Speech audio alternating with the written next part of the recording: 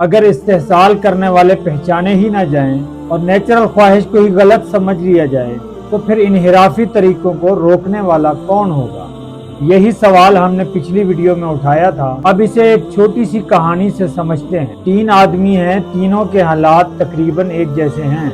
तीनों को घर चाहिए, खानदान, अच्छी जिंदगी और पैसा भी चाहिए, यानी ख्वाहिश तीनों में मौजूद है, लेकिन तीनों के सोचने का तरीका मुख्तलिफ है। पहला आदमी वो मेहनत करता है, उसे मौका मिलता है कि वो किसी का हक मारकर ज्यादा कमा सकता है, वो रुक जाता है।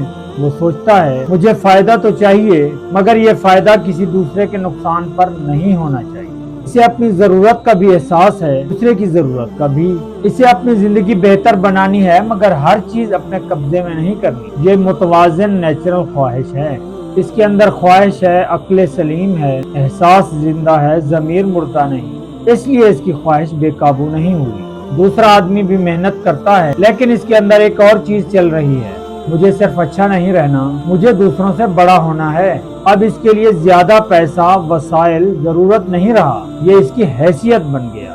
वो देखता है वो मुझसे आगे क्यों है, मेरे पास उससे ज्यादा क्यों नहीं, लोग मुझे बड़ा क्यों नहीं समझते। अब इसकी अक्ल एक नया काम शुरू करती है। वो सोचती है मैं अपनी ताकत कैसे बढ़ाऊं, ऐसा तरीका कैसे बनाऊं कि मेरी हैसियत मजबूत रहे। यहाँ अकल खराब नहीं हुई, अकल उसी मकसद के लिए काम कर रही है, लेकिन मकसद क्या है? मैं बड़ा बनूं। ये है नफ्स व अकल।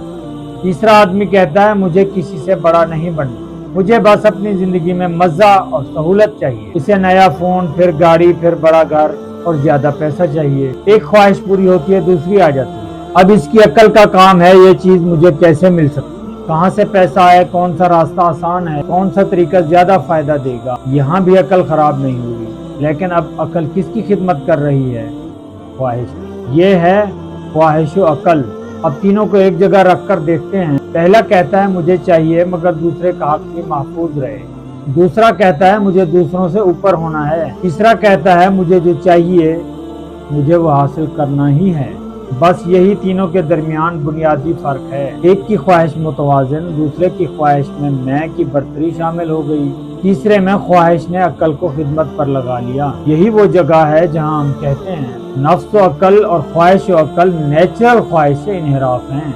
लेकिन अब असल मुश्किल नेचुरल ख्वाहिश के सामने आती है। वो देखता है मैं दूसरे का हक नहीं मार रहा, मैं अपनी ख्वाहिश भी हद में रख रहा हूँ, लेकिन अगर दूसरे अपनी मैं बढ़ाकर आगे निकल रहे हैं या अपनी ख्वाहिश के लिए हर रास्ता निकाल रहे हैं, मैं कब तक पीछे रहूं? यहाँ मयार की जरूरत सामने आती है, क्योंकि अगर मेरे साथ जुल्म हो तो मैं फौरन कह सकता हूँ कि ये गलत है, लेकिन जब फायदा मुझे मिल रहा हो, ये मेरा हक है, ये कहने का मयार क्या होगा? यहीं से इंसान फंस जाता है। अगर मयार ख्वाहिश हो तो ख्वाहिश कहेगी कि मुझे चाहिए, अगर मयार अपनी बर्तरी हो तो नफ्स कहेगा कि मुझे बड़ा होना है। इसलिए सही मयार इंसान की अपनी मर्जी नहीं हो सकता। इसलिए इंसान को सिर्फ ख्वाहिश और अक्ल नहीं दी गई, हिदायत भी दी गई। आदम अलैहिस्सलाम से हिदायत का सिलसिला शुरू हुआ और इंसान जब भी भटका अंबिया के जरिए सही मयार को दोबारा वाज़े किया गया, क्योंकि दुनिया सिर्फ ये देखने के लिए नहीं कि तुमने कितना हासिल किया, बल्कि ये भी देखने के लिए है तुमने हासिल कैसे किया। ये दुनिया इम्तिहान है और इम्तिहान के बाद हिसाब है।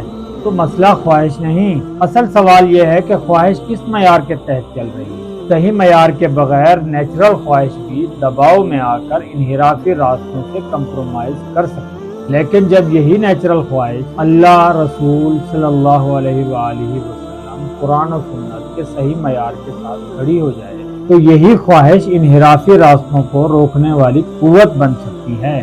सोचें जरूर, क्योंकि माशरे की हर बड़ी तब्दीली अफराद से शुरू होती है। अगर ये वीडियो समझ आ गई हो तो अगली वीडियो भी जरूर देखें, लाइक, कमेंट, शेयर, फॉलो भी करें।